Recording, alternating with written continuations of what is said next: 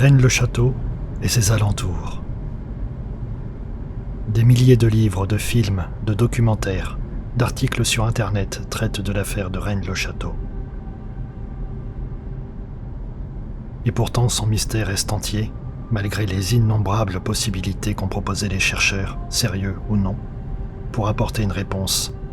Mais malgré leurs travaux acharnés, personne n'a réussi à expliquer l'entièreté du problème.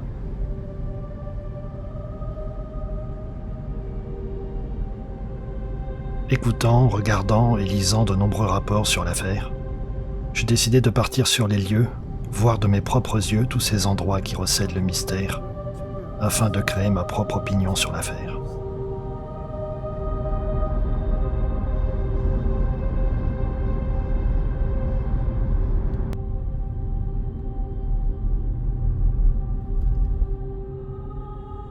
Ma première escale fut Carcassonne, siège de l'évêché dont dépendait Sonnières, et lieu où il fut nommé prêtre.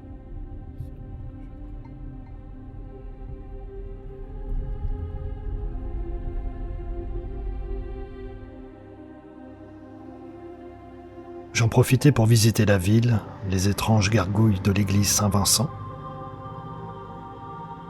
et bien entendu l'ancienne cité médiévale.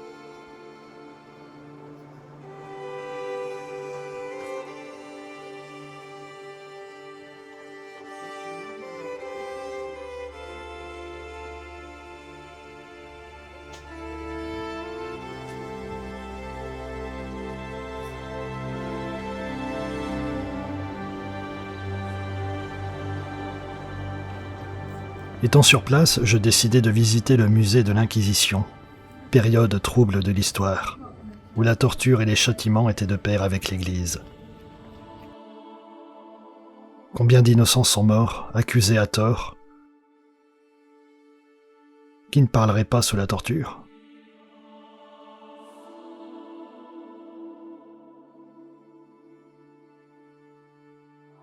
Le peu qui en réchappa n'étaient plus les mêmes, blessés, mutilés, choqués. Ils étaient marqués à vie.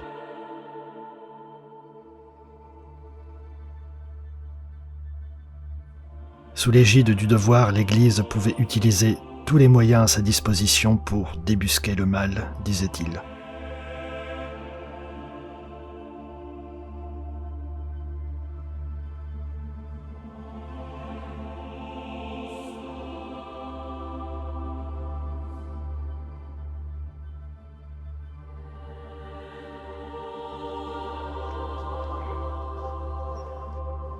Je décidai de poursuivre ma visite en me rendant à la basilique Saint-Nazaire et Saint-Cels.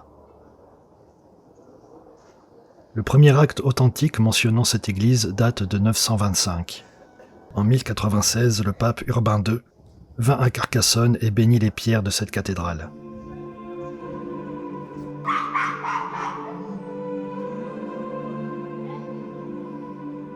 L'édifice est achevé dans la première moitié du XIIe siècle.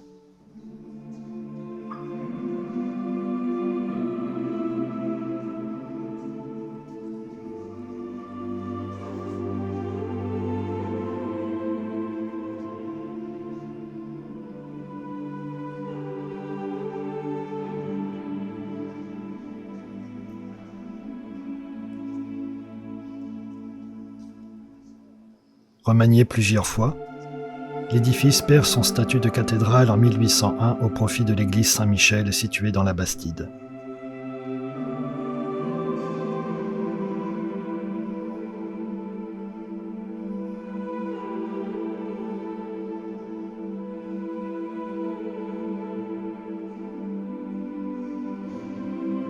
Elle reçoit en 1898 le titre de basilique octroyé par le pape Léon XIII.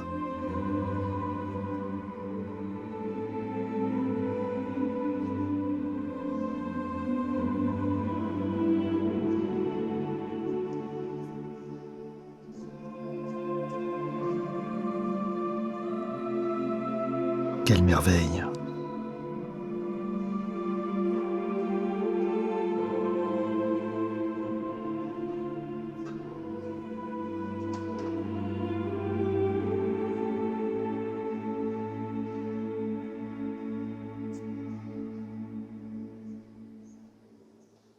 Mais revenons à l'essentiel de ma visite.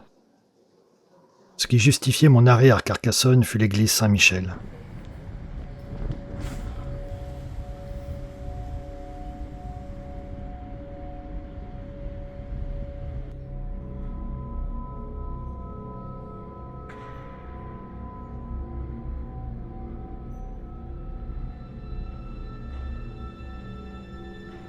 En effet, cette église possède plusieurs choses intéressantes. Tout d'abord, la tombe de Monseigneur Billard, évêque qui protégea Sonnières avant que ce dernier fût accusé de trafic de messes par son successeur, Monseigneur de Beauséjour.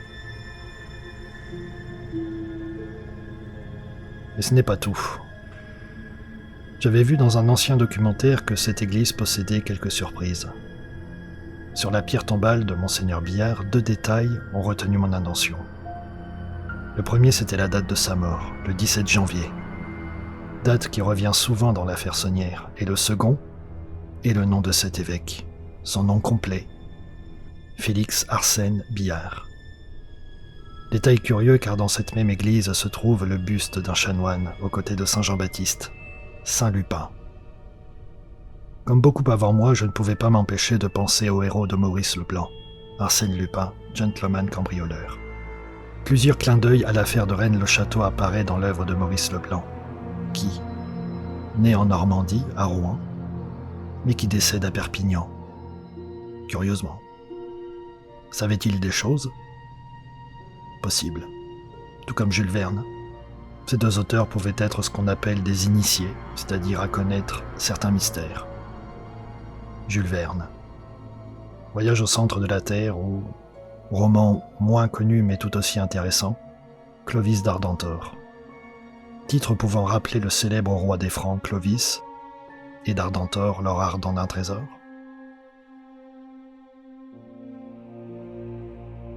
Jules Verne y crée un personnage qui porte un nom on ne peut plus clair, le capitaine Bugarache. Bugarache. Ce qui est intéressant, c'est son étymologie. Bugarache viendrait du buc de l'arche, buc signifiant cime en occitan. Une légende voudrait en effet que la célèbre arche d'alliance soit dissimulée dans le creux de la montagne, cette dernière servant à un repérage sophistiqué. Lieu qui retint l'attention du monde entier en 2012 suite à la révélation du calendrier Maya, annonçant la fin du monde pour le 21 décembre. Cette montagne est à la fois majestueuse et surprenante, surplombant le petit village du même nom dans l'Aude.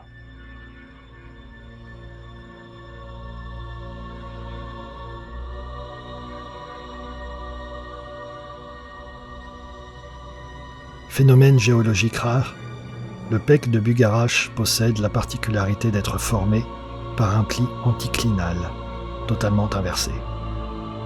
Lors du rapprochement des plaques ibériques et européennes, créant ainsi la chaîne des Pyrénées, les roches sédimentaires se sont plissées, puis cassées. Mais ce n'est pas le seul mystère étrange qui entoure cette montagne. Dans les années 80, elle fut l'objet unique des recherches d'un certain Daniel Betex. D'origine suisse et membre d'une association passionnée sur la vie des cathares, Daniel Betex va peu à peu se détourner de son plan d'origine. Il va faire des découvertes intéressantes dans le petit village en contrebas, dans les ruines de l'ancien château et surtout à l'intérieur de la montagne.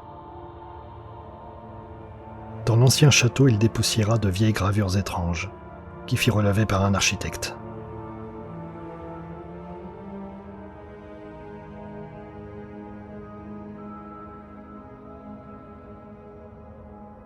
On peut y voir un bateau, une roue, et également un pentacle, sûrement un repère astronomique. C'est tout du moins ce que pense le Suisse.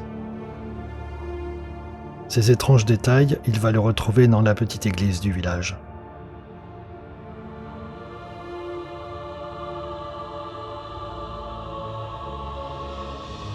Un bien curieux vitrail qui n'a rien de religieux, mais inspiré d'une carte du tarot, la roue de fortune. On y retrouve la roue, le bateau, presque identique que dans les ruines du château. Autre petit détail, ce bateau navigue sur des eaux noires, bien trop sombres, car malgré le soleil représenté à l'horizon, cette couleur, pour lui, n'a pas été choisie par hasard. S'investissant dans ses recherches, il va tomber sur des documents remontant au XVe siècle. Des témoignages et des restes archéologiques pourraient confirmer certains mythes comme celui d'un monde souterrain, perdu dans les profondeurs de la montagne. L'Agartha, ou la Terre creuse. Pour Daniel Betex, aucun doute. Le Bugarach cache un accès à un monde souterrain qui aurait été obstrué. Une rivière souterraine s'écoulerait tranquillement dans les profondeurs, permettant un passage navigable vers d'autres sites. Mieux, cet accès aurait été aménagé. D'après ses propres plans, il a trouvé au cœur de la montagne comme une espèce d'embarcadère, des pierres assemblées comme un quai, et une eau chaude à 36 degrés. Confiant à ses proches que ses recherches allaient enfin aboutir et qu'un trésor inouï y était enfoui, Betex mourut en février 1988, dans d'étranges circonstances et surtout très rapidement. Il mourut dévitalisé, séché. Lorsque les membres de son étude Qatar demandèrent d'ouvrir une enquête, voire même effectuer des fouilles autour du Bugarach, le ministère de la Culture sera lui aussi contacté. La réponse est sans appel. Non, hors de question que quiconque reprenne les fouilles. Et désormais, il sera interdit de creuser dans le Bugarach, et les accès que Daniel Betex a créés seront obstrués et bétonnés. Fin de l'histoire de Daniel Betex. Les raisons de sa mort n'ont jamais pu être authentifiées. Un mystère de plus. Ce qui est intéressant, c'est que Rennes-le-Château ne se trouve pas très loin du Bugarach. J'ai décidé de me rendre au cœur même de la raison de ma venue, le domaine de Béranger Saunière. Petit rappel, Béranger Saunière est issu d'une famille plutôt aisée, pas pauvre mais pas riche non plus. Après être nommé prêtre, il fit un court séjour au Clas, petite commune dans l'Aude, avant d'être transféré à Rennes-le-Château, à l'âge de 33 ans.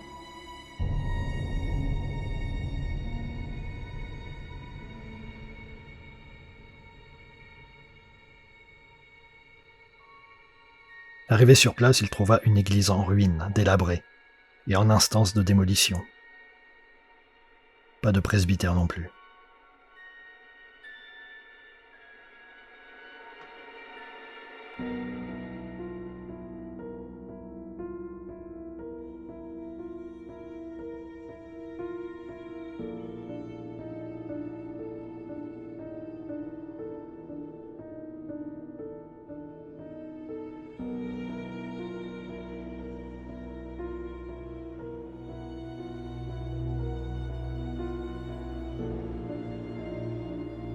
C'est la famille Desnarnaud qui hébergea son nouveau curé.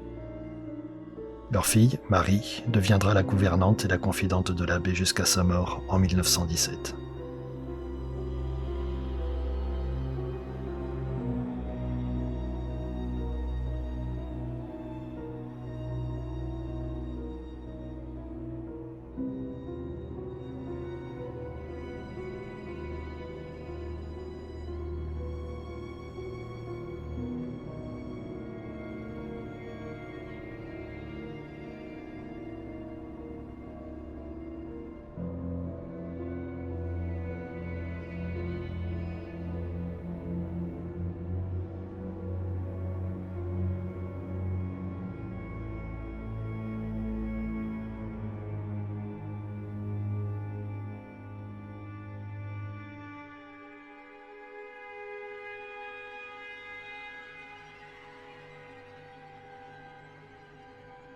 Très rapidement, il commença à recevoir les premiers dons, notamment de la comtesse de Chambord, qui lui permit d'entreprendre les premiers travaux de son église pour commencer.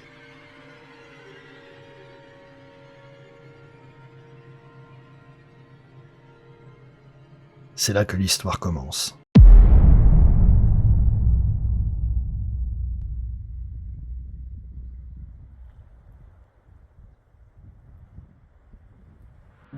Soulevant une dalle, au pied de l'autel, il découvrit une sculpture sur sa face cachée. Curieux d'avoir déposé cette dalle face contre terre. Elle remonterait à l'époque wisigothique, lorsque ces derniers occupèrent la région jusqu'au début du VIe siècle.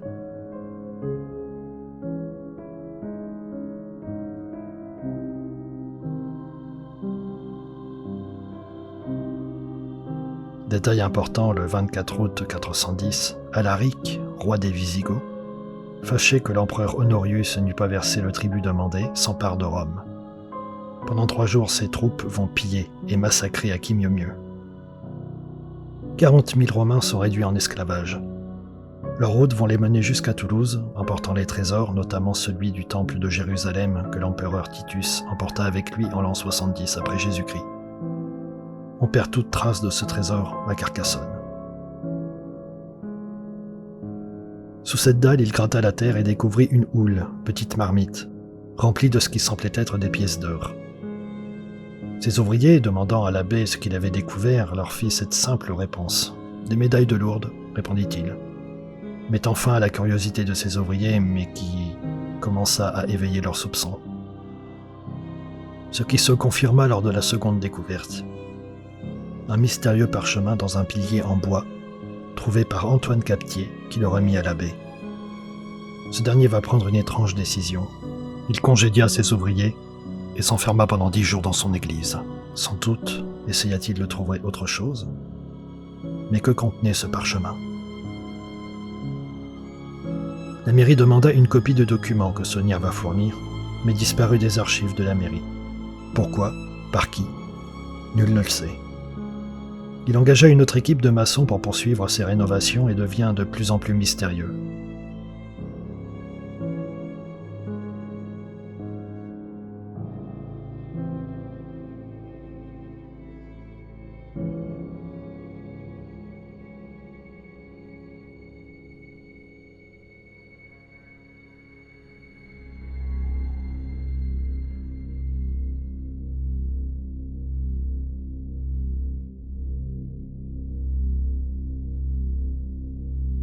La nuit, profitant de l'obscurité, il décide de creuser dans le cimetière et mit en miettes une dalle recouvrant la tombe de la marquise d'Oppoul, dernière châtelaine de Rennes-le-Château. L'histoire nous dit que lorsque l'abbé Bigoud, curé de Rennes-le-Château à l'époque, aurait recueilli d'étranges aveux de la marquise.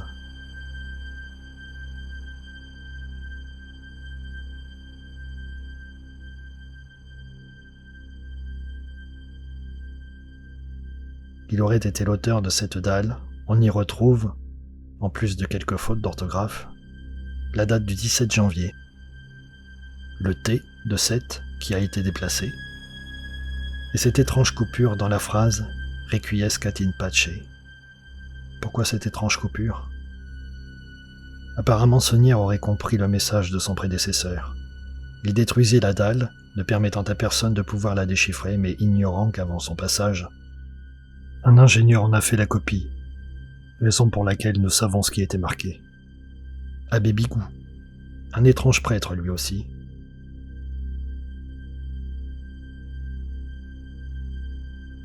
Non seulement il fut l'auteur de cette dalle, mais dans un de ses carnets du registre de la paroisse, sur les premières pages de son livre, on trouve une phrase qu'il répète une bonne dizaine de fois. « Jésus de Galilée n'est point d'ici ». Quelle est la raison qui poussa notre abbé à répéter cette phrase?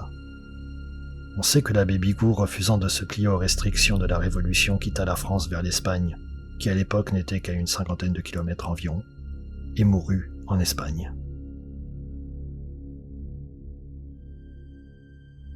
À l'avis de plusieurs chercheurs, l'abbé Saunière aurait découvert un secret, un trésor, des documents, sûrement. Il le poussa à se rapprocher de ses 2 confrères de l'époque, les plus proches, l'abbé Henri Boudet, curé de Rennes-les-Bains, et l'abbé Gélis, curé de Coustossa, petit village visible depuis Rennes-le-Château.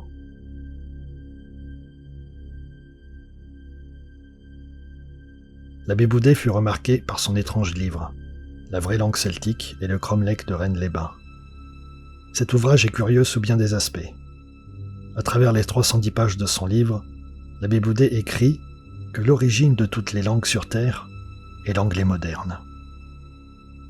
Il se lance dans des explications phonétiques et des choses qui paraissent abracadabrantes pour ses contemporains.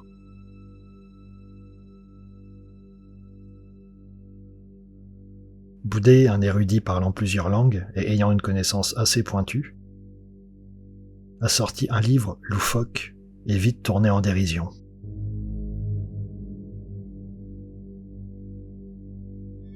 Pourtant, sur sa tombe au cimetière d'Axa, on trouve en bas à droite une sculpture en forme de livre avec des lettres grecques qui signifient « Jésus-Christ, Fils de Dieu Sauveur ». Et une fois retourné, on peut lire 310, 11. Et c'est à la page 11 où il écrit « La clé de la langue celtique ». De quelle clé veut-il parler? Était-il au courant de certaines choses? Plus que probable. Aurait-il été consulté par l'abbé Saunière? Peu de place au doute pour ça aussi. Son âge avancé pouvait l'empêcher de pratiquer les recherches que Saunière, homme robuste et dans la fleur de l'âge, pouvait accomplir.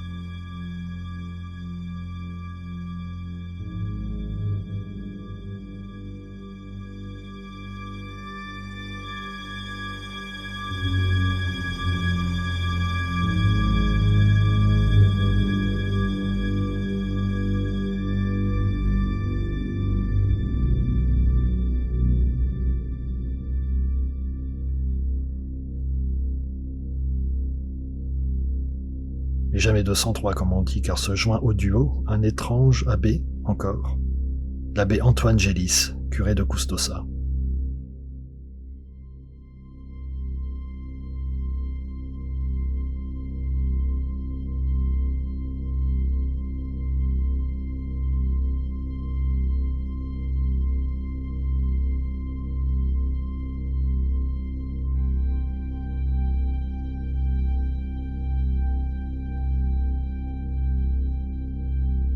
Coustossa était, et est encore un tout petit village, possédant aujourd'hui un vieux château en ruine. L'abbé Gélis a été décrit par ses paroissiens comme un prêtre assez étrange, vivant en reclus dans son presbytère, s'enfermant à double tour, porte et volets compris. De la vie générale, il n'était pas très apprécié de ses paroissiens, mais pas au point de l'assassiner. Ce qui se produisit la veille de la Toussaint de l'année 1897. C'est au petit matin que le neveu d'Antoine Gélis découvre son corps gisant dans une mare de sang, allongé dans sa cuisine. Sa montre arrêtée à minuit 15. Le curé avait 70 ans. Lorsque la police arriva sur les lieux, elle trouva l'abbé Gélis, les mains ramenées sur sa poitrine, le crâne défoncé, sûrement à l'aide d'un tisonnier et une serpette, qui furent considérés comme étant l'arme du crime. Premier mobile de meurtre, le vol. Les gendarmes notifièrent que certains tiroirs étaient ouverts, eux-mêmes contenant une belle somme d'argent, mais personne n'y avait touché. Les billets étaient maculés d'éclaboussures de sang. De plus, ils n'eurent aucun mal à débusquer d'autres cachettes où l'abbé Gélis y enfermait d'autres trésors comme de l'or et des billets de banque.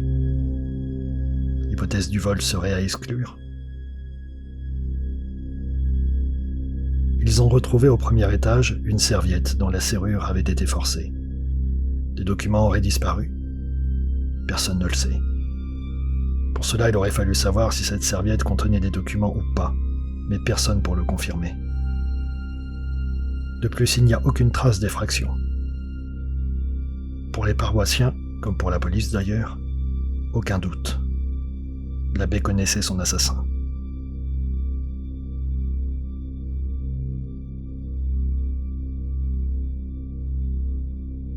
Seul indice, un carnet de feuilles à tabac est retrouvé dans le presbytère ainsi qu'une feuille de papier avec la mystérieuse inscription « Viva Angelina ».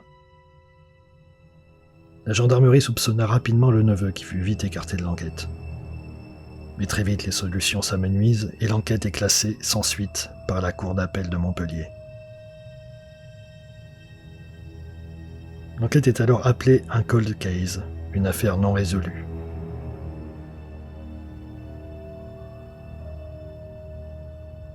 De nouvelles investigations ont été ouvertes en 2021, mais qui, 4 ans plus tard, ne donnent toujours rien.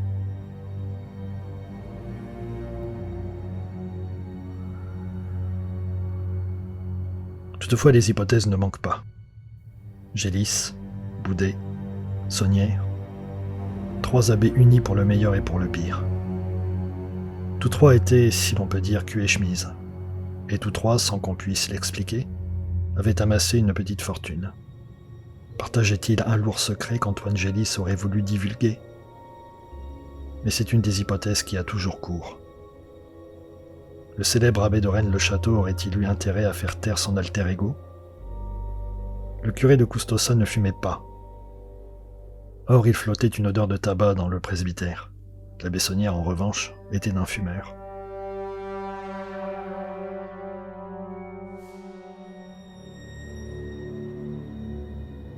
Le papier de Marc Tsar, abandonné sur place, était de marque hongroise, la Hongrie, un pays où Saunière possédait un compte en banque à Budapest. Indice trop mince car personne n'a pu prouver sa culpabilité. Toutefois, la disparition de Gélis va d'ailleurs briser le trio. Il est enterré dans le vieux cimetière de Custossa et sa tombe est encore visible aujourd'hui.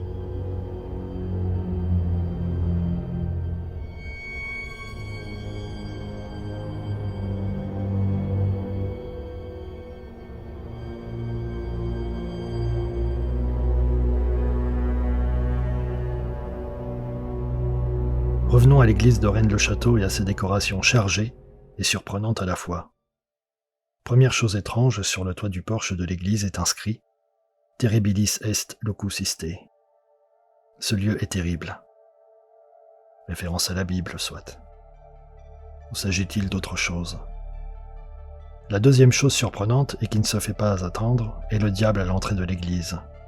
La bouche béante et son air de souffrance en a surpris plus d'un. Ce diable supporte avec difficulté le bénitier, et au-dessus 4 anges font le signe de croix.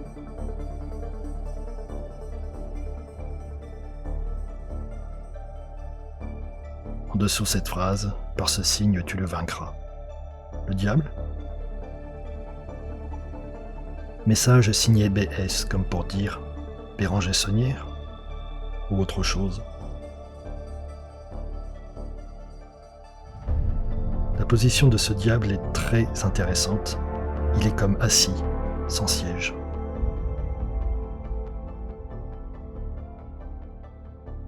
BS pourrait signifier blanc et salt. 2 petites rivières de l'Aude qui se rejoignent à un endroit où nous pouvons voir une étrange sculpture, le fauteuil du diable.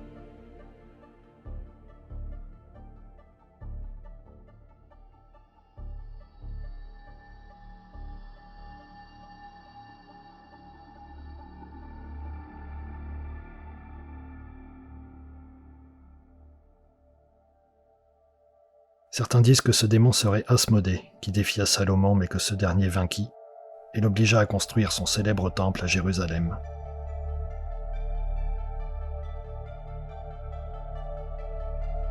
De plus, nous pouvons constater plusieurs choses, l'épaule découverte et le genou découvert.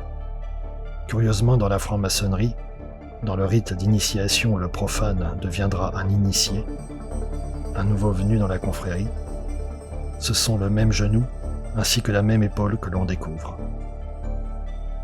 Il est clair que la franc-maçonnerie a un lien avec le temple de Salomon, et de Salomon à Asmodée, il n'y a pas un grand écart. Que veut nous dire l'abbé Saunière?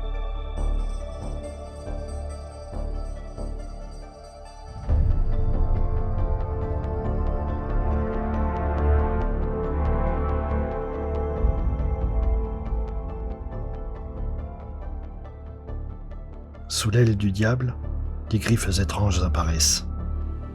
Des griffes?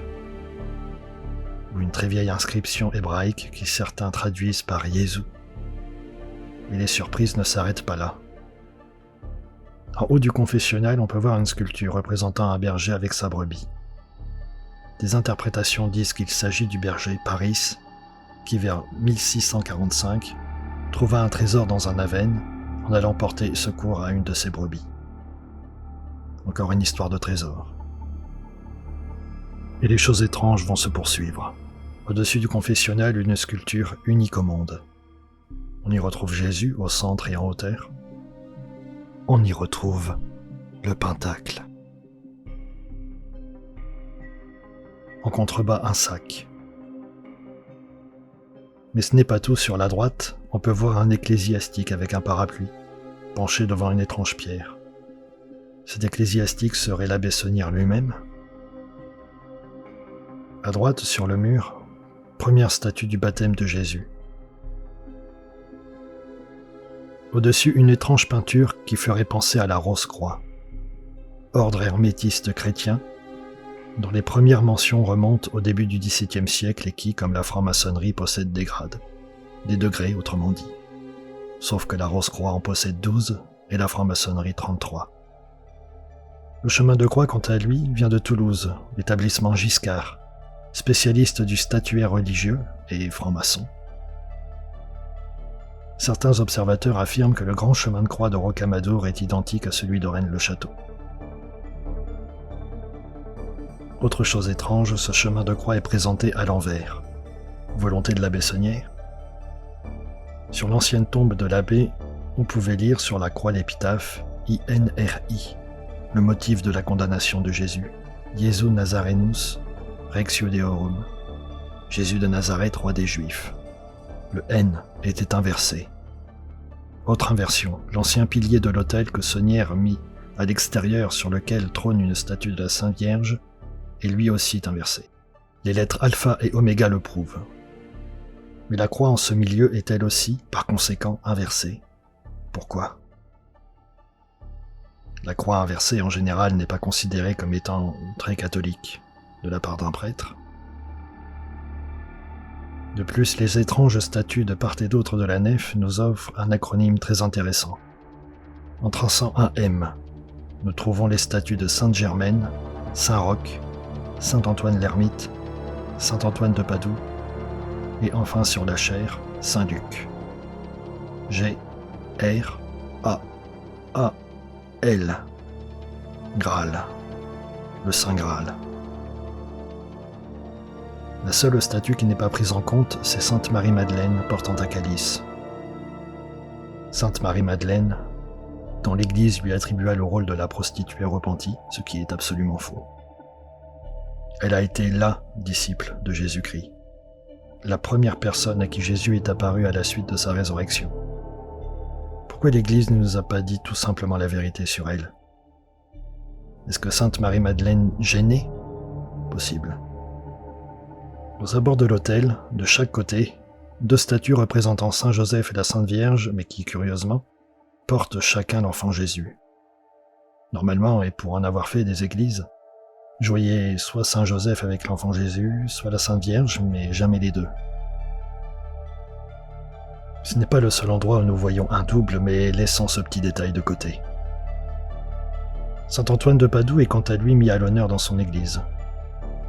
Supporté par 4 anges, Saint Antoine de Padoue est le saint à invoquer pour retrouver un objet perdu. Peut-être que Saunière voulut lui rendre hommage tout particulièrement, pour le mettre ainsi en valeur. Les 4 anges qui soutiennent le saint sont tous identiques, à un détail près.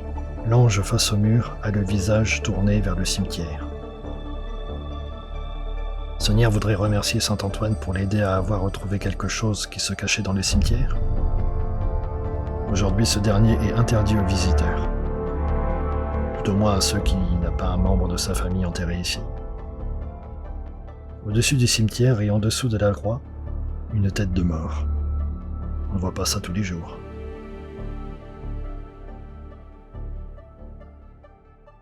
La veille, je m'étais rendu au petit village d'Esperaza, et plus particulièrement son église, encore.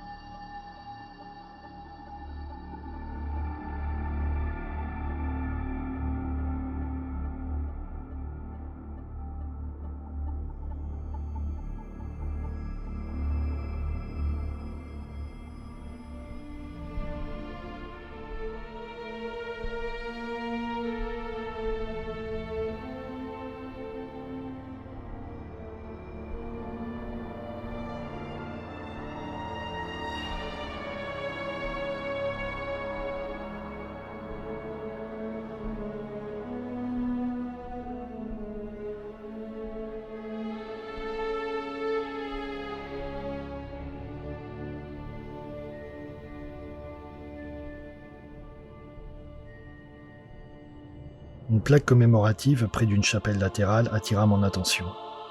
L'abbé Jean Rivière. Jean Rivière, le prêtre qui confessa pour la dernière fois la Bessonnière, et avec Marie Desnarnaud sûrement, a été le dernier détenteur du secret de son pénitent. On dit qu'il ne lui accorda pas l'absolution sur son lit de mort. L'absolution est la confirmation par laquelle l'Église absout les péchés du pénitent. Il l'accordera lors de l'inhumation de Sonnière. Qu'est-ce qui peut pousser un prêtre à refuser l'absolution ? L'Église pardonne à tout ou reste dans l'hypothèse de quelque chose de beaucoup plus grave. Les témoignages de l'époque disent que l'abbé Rivière aurait été traumatisé par ce qu'avait dit l'abbé Sonnière sur son lit de mort. Lui qui était si jovial, perdit le sourire et se mit à son tour à agir bizarrement. Cette petite chapelle en est l'exemple. Un Jésus crucifié, Sainte Marie-Madeleine seule au pied de la croix désignant dans sa main droite un tombeau, dans lequel repose un autre Christ qui étrangement a les yeux mi-clos. De Jésus, encore.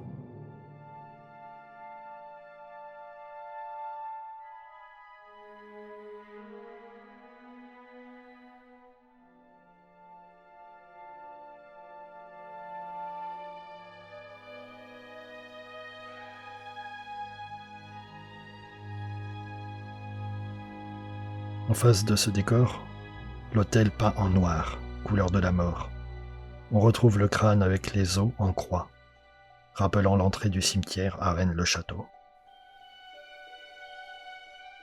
Cette dualité n'est pas la seule de la région. Dans le petit village de Serres, dont le nom peut aussi se lire à l'envers, les rénovations de l'église en 2001 mit au jour des fresques surprenantes. 2 croix au plafond. 2 croix pouvant rappeler la crucifixion de Jésus, mais normalement nous en avons 3 et non 2. Le doute s'installe lorsque nous voyons sur une de ces croix les inscriptions INRI, rappelant la croix du Christ, et sur celle d'un côté, un panneau où il n'y a rien d'écrit. Ces décorations ne remontent pas d'hier, mais à l'époque templière. Des fresques murales sont restées également ajourées, mais la plupart ont été recouvertes. Certaines sources disent que c'est l'abbé Boudet qui aurait caché ces fresques. Dans quel but ?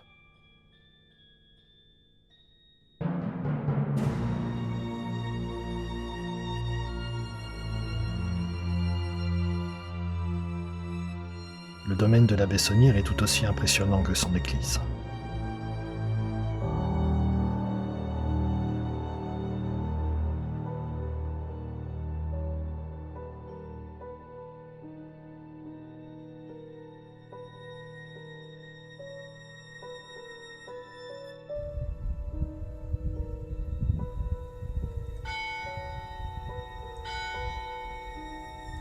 Les jardins représentant le « où », la restauration de son église présente le « quoi », et le domaine, dernière phase de son grand plan, présenterait le « pourquoi ». La tour Magdala, tour de pierre bien visible mais s'élevant, est l'opposé de la tour de l'Orangerie, tour de verre transparente, représentant l'invisible, dont la salle est en sous-sol.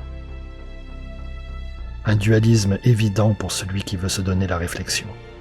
Une philosophie dualiste s'étale sous nos yeux, bien loin du dogme catholique que le prêtre Béranger Sonnière défendait avec véhémence au début de sa mission à Rennes-le-Château, mais que ses découvertes ont entièrement bouleversé. La vue de la tour Magdala nous montre le bec de Bugarache. Sonnière s'y serait rendu ? Peut-être. Le mystère de Rennes-le-Château a fait couler beaucoup d'encre. C'est un jeu infini où se mêlent mystère, meurtre, morts étranges et secrets, qui comme pour la Bessonnière serait trop pour un seul homme. Petit à petit, des hypothèses se vérifient. Le voile de mystère se lève doucement sur un fait, mais en couvre d'autres. Devrions-nous éclaircir ce mystère ? En sommes-nous vraiment capables ? Tant qu'il existe, il y aura toujours des chercheurs, des hypothèses. Ce voyage me montra à quel point ce mystère fascinait les foules, et continuera dans l'espace et le temps.